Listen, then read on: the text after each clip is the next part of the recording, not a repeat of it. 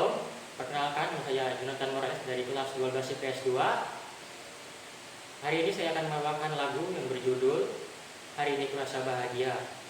1, 2, 3. Hari ini kurasa bahagia, berkumpul bersama saudara seiman. Tuhan Yesus telah satukan kita tanpa memandang di antara kita, bergandengan tangan dalam kasih, dalam satu hati, berjalan dalam terang kasih Tuhan. Kau sahabatku, kau saudaraku, tiada yang dapat memisahkan kita. Oh, oh, kau sahabatku, kau saudaraku, tiada yang dapat memisahkan kita. Mari kita berdoa. Ya Tuhan, sekarang kami akan memulai ibadah kami pada hari ini. Sertailah dan bimbinglah ibadah ini pada pagi hari ini. Engkau memberkati Tuhan dari awal, pertengahan hingga akhir nanti. Dalam nama Tuhan Yesus Kristus, haleluya, amin. Khotbah kita pada pagi hari ini terambil dari Yeremia yang ke-29 ayat ke-11 yang berbunyi, sebab aku ini mengetahui rancangan-rancangan apa yang ada padaku mengenai kamu, demikianlah firman Tuhan, yaitu rancangan damai sejahtera dan bukan rancangan kecelakaan, untuk memberikan padamu hari depan yang penuh harapan. Jadi dalam ayat ini adalah ayat yang surat kiriman dari Nabi Yeremia kepada bangsa Yehuda, yang dimana mereka saat itu sedang ditawan oleh Babel. Bangsa Yehuda saat itu Tuhan sudah memberitahukan lewat surat Nabi Yeremia bahwa penawanan yang dilakukan Babel hanya 70 tahun.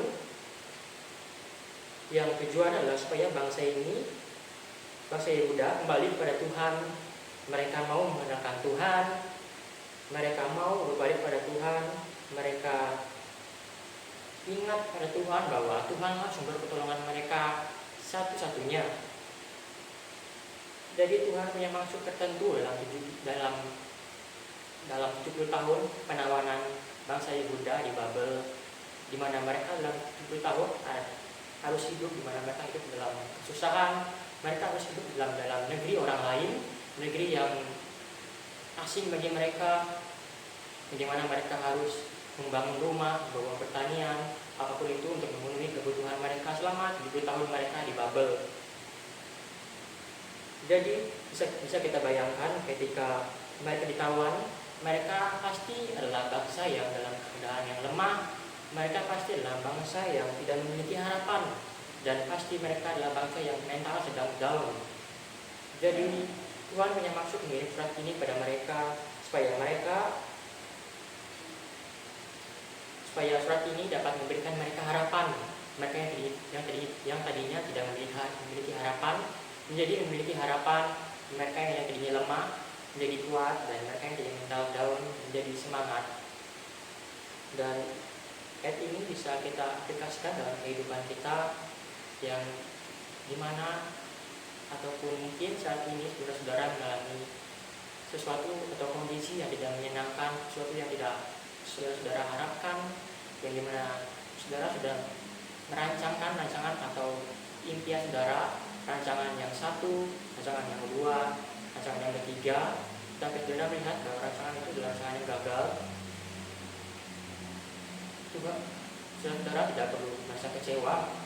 Tuhan tahu rancangan Tuhan adalah rancangan yang terbaik. Bukan berarti rancangan kita adalah rancangan yang tidak baik, tapi Tuhan tahu bagaimana yang terbaik bagi kita. Sebab Tuhan merancangkan hari depan yang penuh harapan. Ini adalah acara yang luar biasa yang memberikan harapan kepada kita, memberikan semangat kepada kita dalam keadaan yang kondisi yang tidak menyenangkan bagi kita. Tuhan tahu bahwa rancangan Tuhan adalah rancangan yang terbaik bagi Tuhan, bagi kita. Ayat yang ke-12 berbunyi, dan apabila kamu berseru dan datang untuk berdoa kepadaku, maka aku akan mendengarkan kamu.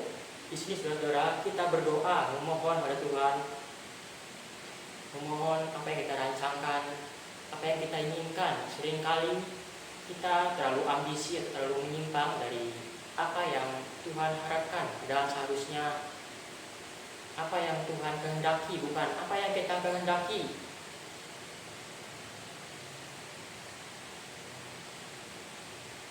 Jadi apabila kita berdoa dengan berkata, jika Tuhan kehendaki, dalam Yakobus 3, jika Tuhan kehendaki, berdoa sungguh-sungguh. Dan dalam Yakobus 4, libatkan Tuhan dalam segala perkara, libatkan Tuhan dalam segala rancangan.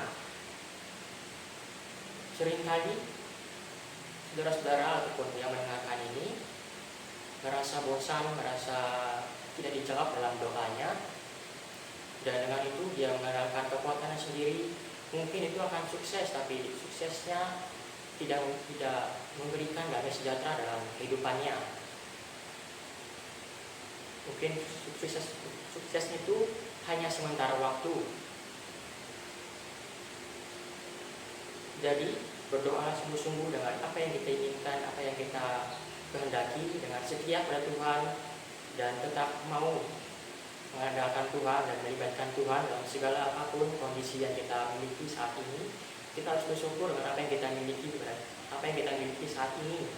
Banyak orang lain tidak memiliki kondisi yang tidak lebih buruk daripada kita. Jadi demikianlah yang dapat saya sampaikan. Berbahagialah orang yang mendengarkannya dan melakukannya hari lepas hari. Demikianlah firman Tuhan. Sudah kita ini telah selesai. Marilah kita berdoa. Ya Tuhan, terima kasih atas penyertaan-Mu sehingga ibadah kita pada hari ini dapat berjalan dengan lancar dan dengan baik.